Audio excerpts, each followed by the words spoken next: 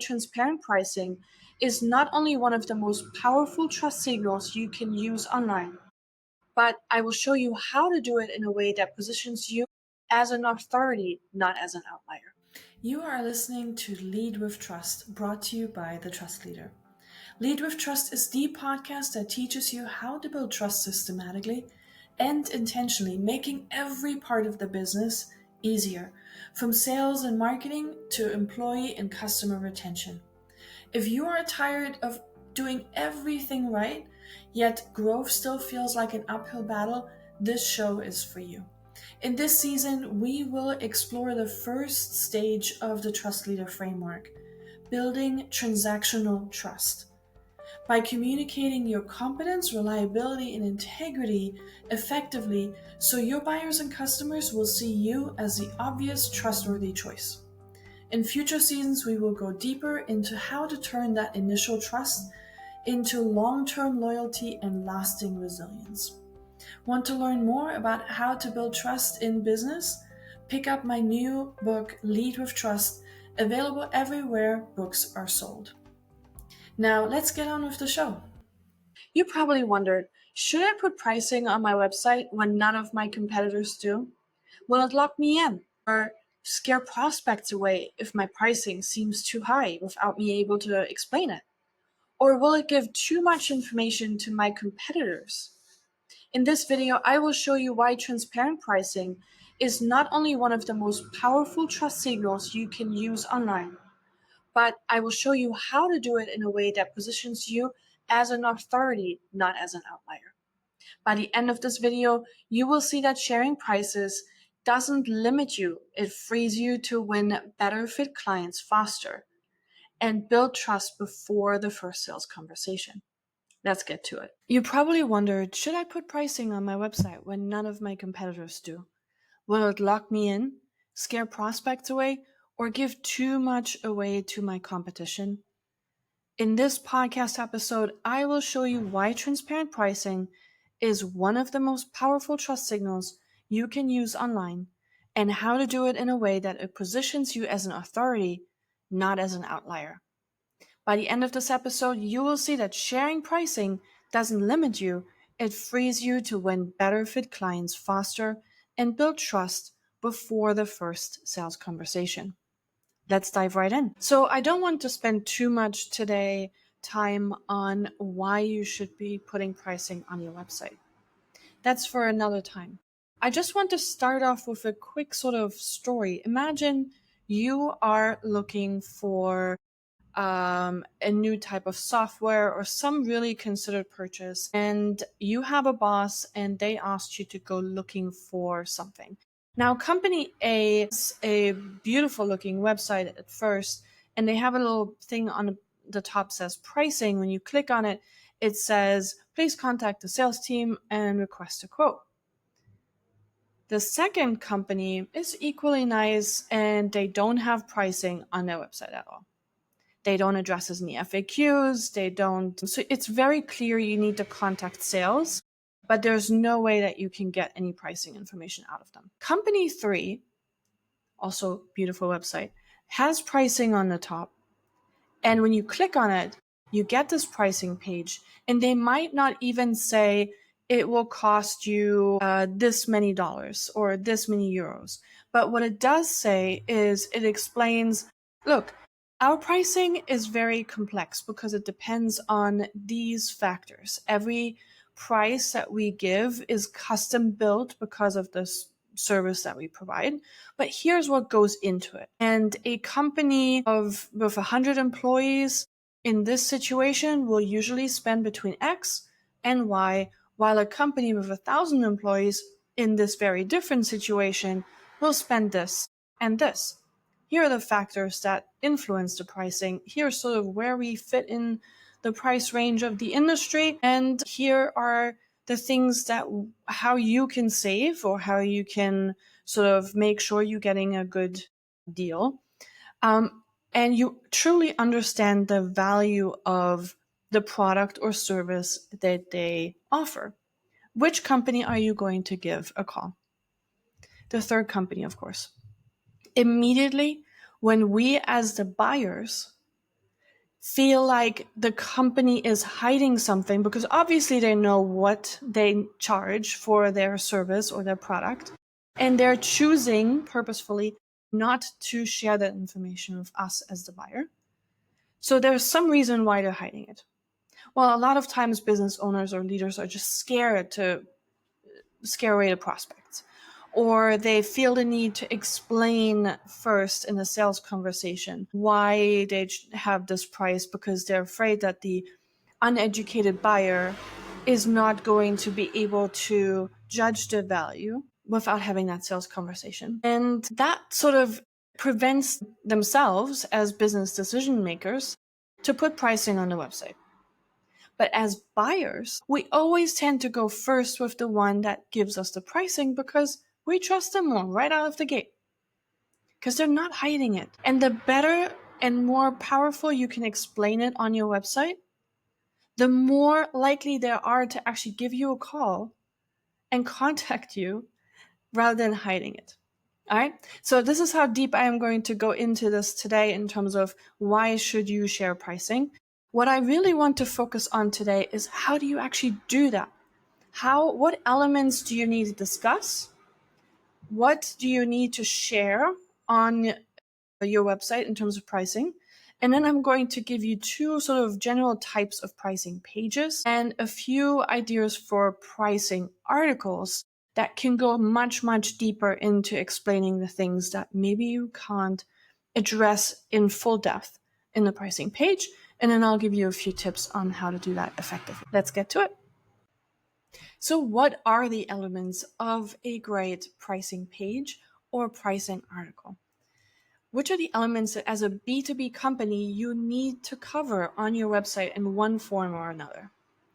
Well, I want to say it kind of depends, but it kind of doesn't. A lot of times when we say it depends, it's almost like an excuse not to do the difficult things. So I'm going to give you all the things, but I want to challenge you to see if you can push the envelope to explain to your clients or your buyers all the things in one way or another. Okay? All right, so the first thing that we need to address is what drives the cost up and what drives it down. So imagine a buyer calls one of your salespeople and says, so I got this quote from your competitor, and I'm not really sure. How did you arrive at your price point? So you need to be able to explain to that client or to that buyer, what are the things that go into your pricing? It might be that you're using a better or different type of material than the rest of the market. And that's important to know, because maybe or for sure you chose that material because you had a good reason for it. With that, there might be cost implications.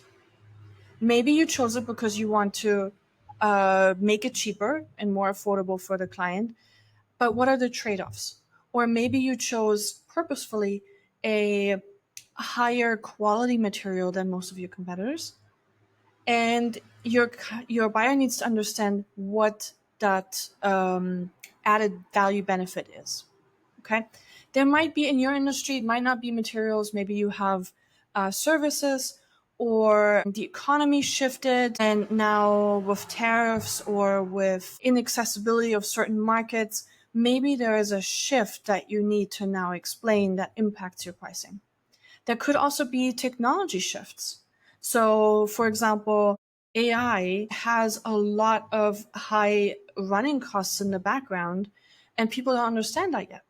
So you need to educate your buyers, not the salesperson waiting on the phone, but before they contact you.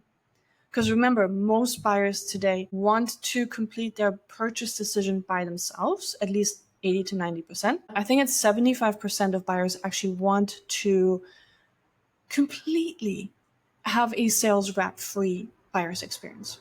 So you have to put the pricing on there and explain and educate them on what is the value, what makes the price go up and down. All right, and then that leads me to the next one. Why are certain companies expensive and why are others cheaper? And where do you fit in?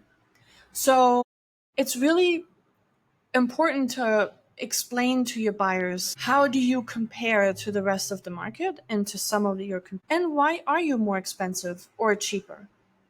That will help them gauge value, and it helps them to understand the trade-offs they're making. So this could be, for example, hey, you're just spending on brand over here, and that's why they're more expensive. And the only difference is that we are more affordable and you don't spend on a brand because we're a smaller, more boutique firm, but we have exactly the same product. Or you have mastered efficiency, and that's why you're offering a more affordable choice, but it's not lower quality. Maybe you're adding more services than the other ones, and that makes you more expensive. But you found because of the services that you're adding, the product gets better usage or they get more out of the. And then where do you fall in that range in terms of your competitors? Well, are you a budget option? Are you mid-range? Are you the premium option?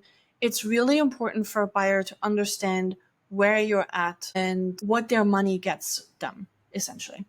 Then add in a section, and this one's really important, of options and features. For example, if I want to buy a certain product that has multiple features or a lot of, like, for example, software products that can be incredibly complex and they offer hundreds of features, but maybe I only need 20 key features. And I wouldn't know because I'm only comparing on price, but I don't understand how these features impact the price.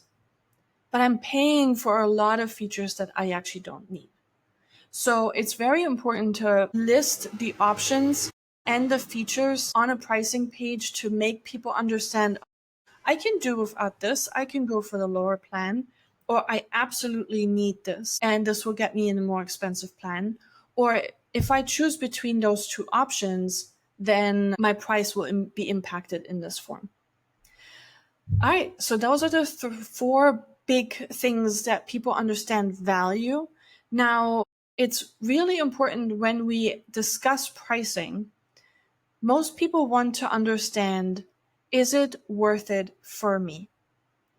And that is a really important way to approach a pricing page or pricing information article, whatever you're writing, pricing video maybe even, where you make them understand what are the trade-offs, what are the low versus high options, are there any premium perks, any limitations, is the ROI there, that kind of stuff. Then once you've covered those big things, people always want to know, is there a way for me to save money? Is there a way maybe to get a discount? Do you run promotions? Do you have a partnership offer? Again, coming back to the options before that I mentioned, where if I don't need that option, can I take that out? Right?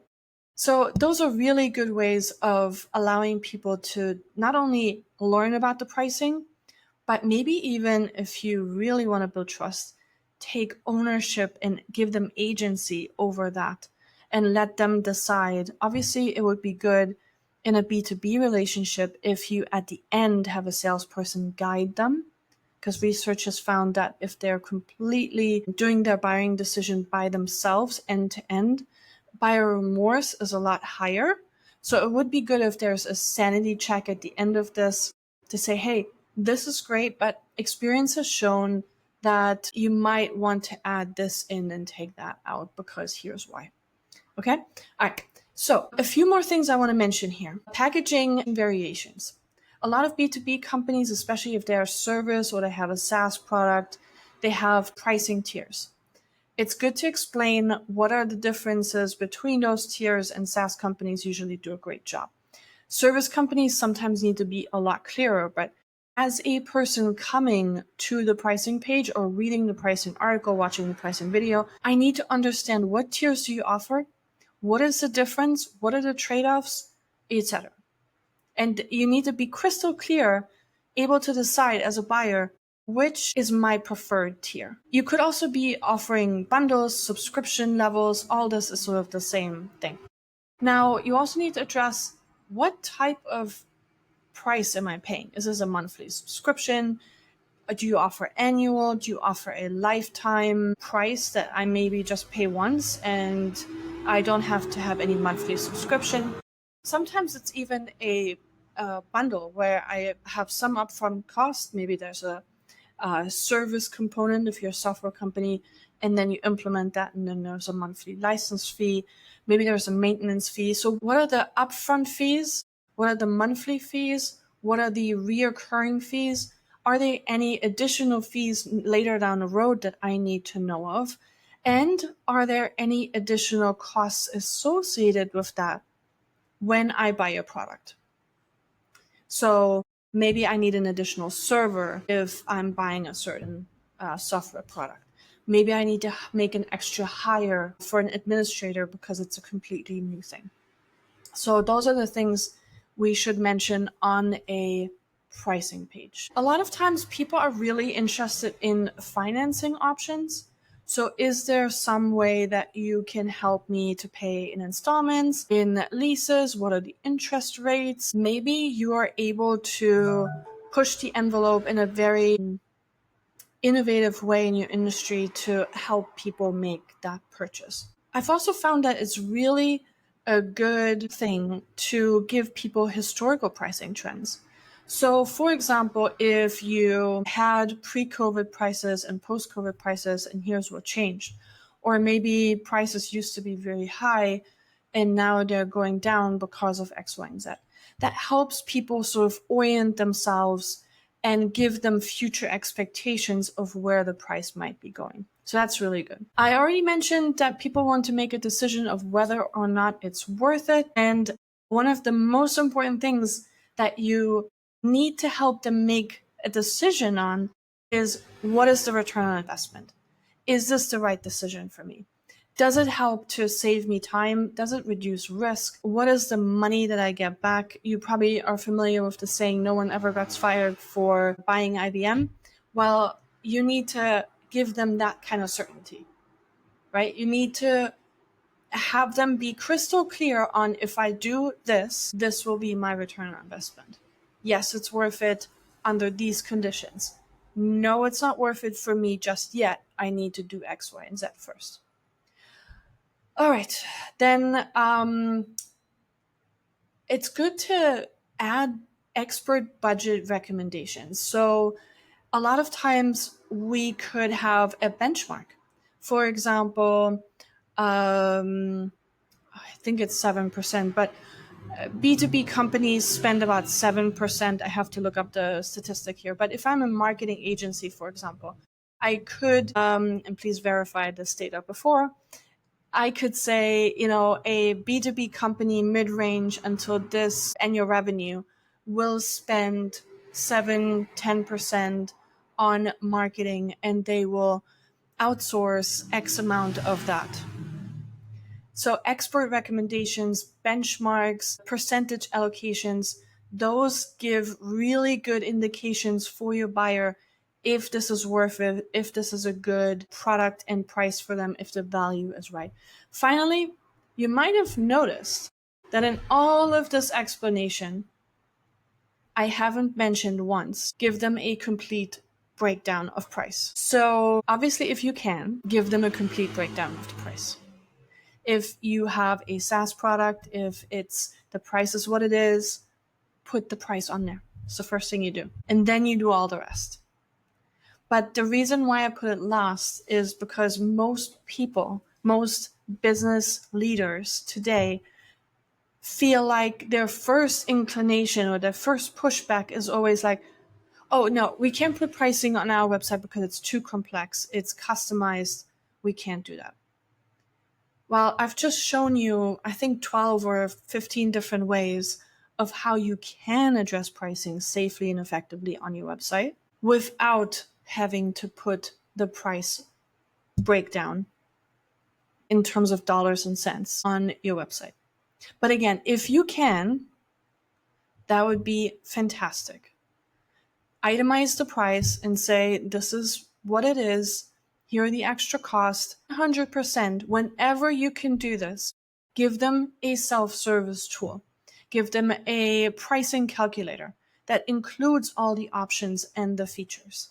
where they can play around with it and say, okay, if I buy this and I add this and this and this, what will be my end price? What if I take this out?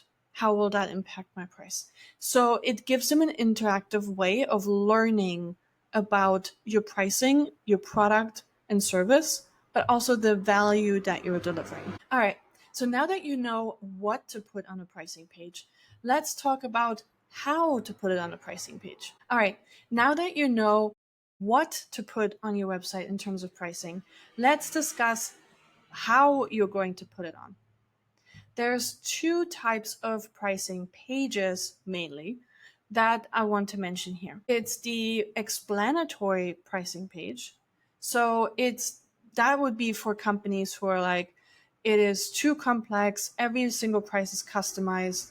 We can put a pricing in dollar and cents on our website. Okay.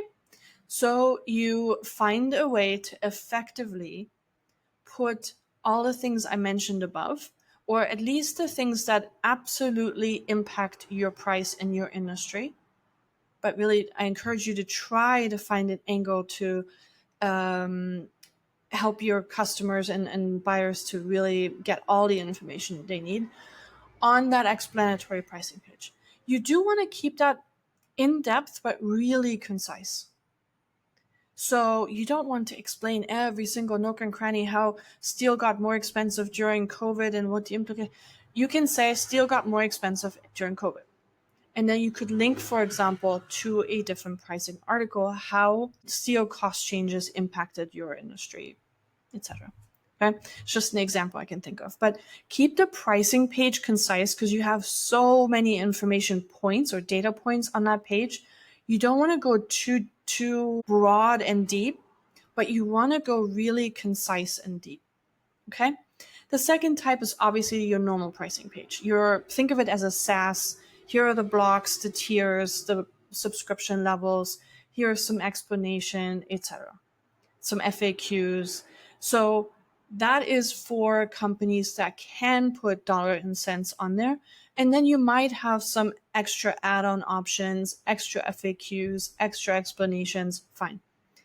Always, as I said, try to give them a pricing calculator, an ROI calculator, a savings calculator, financing calculator, whatever self-service tool you can to make it easily consumable and verifiable for them as a particular situation. And whenever you do an interactive tool, it helps them make a better decision for themselves. All right, then we have, next to the pricing pages, we have pricing articles or videos.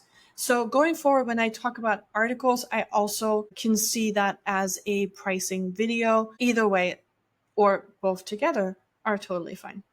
Now, the types of pricing or cost and pricing articles could be literally a very straightforward, here's what our pricing looks like, here are the costs, here are the tiers, and explaining that in one big article. It could also be that in your industry, giving pricing is not at all something people do, and buyers wouldn't even know what the pricing models are looking like.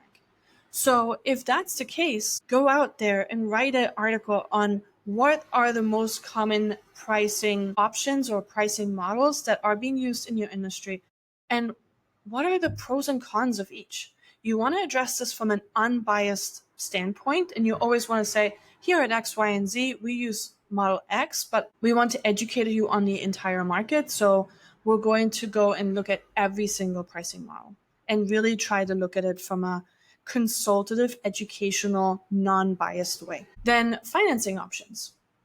What terms, requirements, fees are in your industry in order to finance? That's a great pricing article. Another one is a budgeting and benchmarking. So what are the industry benchmarks? And I explained that before of percentage allocation.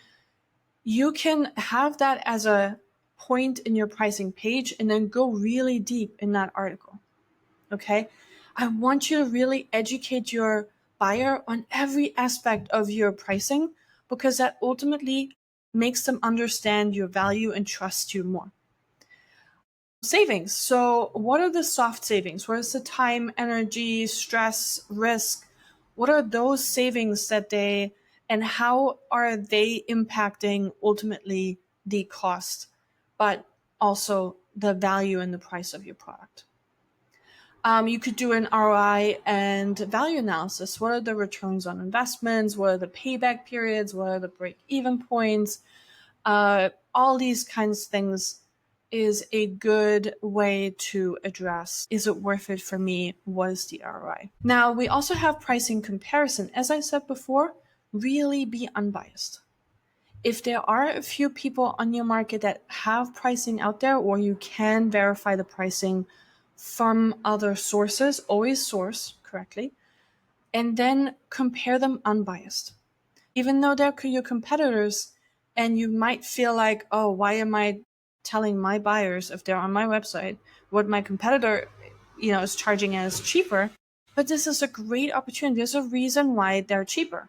Okay, it might be that you're the brand and they are the boutique non-brand with the same offering. That's fine. You can say that you've been around X, Y, and Z, you're whatever.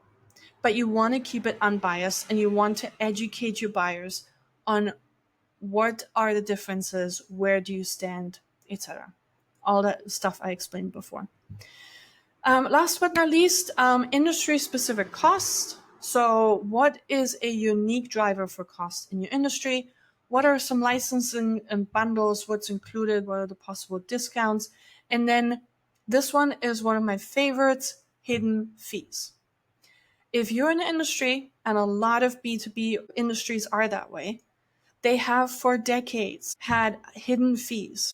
Be the one who changes your industry, who puts it all out there in the open, who explains a buyer what to expect, what are the fees, how much do they contribute, is there a way to get around them, should they even be charged, why shouldn't they be charged, or why are those legitimate fees that can be charged, but what do you need to look out for? What are the red flags? What are the green flags? This could be anything from setup, support, onboarding service, training, those kind of things. But it could also be sort of questionable hidden fees that people run into. And it's like, whoa, where is this coming from? All right. So those are all the cost and pricing topics you could address in articles and videos, and then bubble them up to a very concise pricing page. Now, before I let you go, I want to give you a few tips on how to write great pricing articles or shoot great pricing videos. The first one is you really want to answer one clear question at a time in an article. Don't get diluted or go down a rabbit hole and try to boil the ocean and answer all the questions that someone might have. Just pick a question that your salesperson has gotten to you or you have faced many, many times if you're a business leader in the trenches doing sales conversations. What are those 10 questions that you constantly have to answer? And then pick apart one at a time. Now, if you do that, what happens is you can not only put those questions in blog articles or in videos on your website before, and even on the pricing pages as FAQs to link to those, or on your product pages, link to those, but you can send those to people in the buying process, accelerating your sales process drastically by having them already answer those questions. So be transparent and honest. The reason why you're sharing pricing information is not to scam anyone or not to trick them into anything. It's literally to build trust. And if you had ever encountered my TrustLeader Framework, you know that complete transparency is the first principle of the TrustLeader Framework. Without that, nothing will go. The second one is unapologetic customer alignment. And that is so, so important because if you literally put on some blinders and say, I'm going to serve my customer, how can I educate my customer in the best possible way? Then you will be honest, transparent, and you will give them all the decision points and information that they need to know in order to make the right decision for them, not for you. Last but not least, you want to keep it simple. Use plain language. Try to not use your industry jargon because remember, most likely your buyers have never bought in your industry before and they don't know all your industry jargon. And if you have to use industry terms, define them and make it clear what you're talking about. And then finish your article with a very strong call to action. Lead them to what the next steps are. Give them a pricing calculator. Give them an option to configure the product that you're offering. Let them calculate the ROI. Whatever it is, make the next step the next logical step and close off with a strong call to action. I really hope this was helpful, and it is my sincere hope that this inspires you to share pricing information on your website, to educate your buyers on your value, and to build trust through transparency. Until next time, this is Hannah from Trust Leaders. Thank you for listening to Lead with Trust. If this episode helped you see how trust really shows up and made you think differently of how you can build trust in your business, share it with someone who needs to hear it. Because trust isn't built by accident, it is built on purpose.